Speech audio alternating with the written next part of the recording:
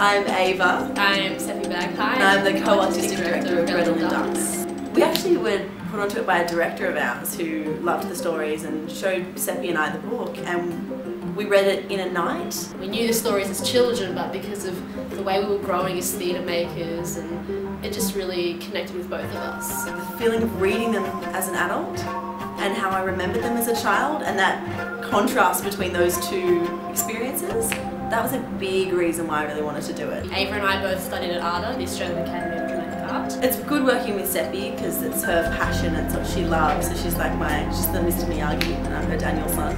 Finding my own directing style, which is also really different to Ava, who works really ensemble based, whereas I'm very physical. Kids can get something out of this story as well as adults, so it's really open for anyone. You can see Grim Tales at Tap Gallery in Darlinghurst in Gallery 2 space.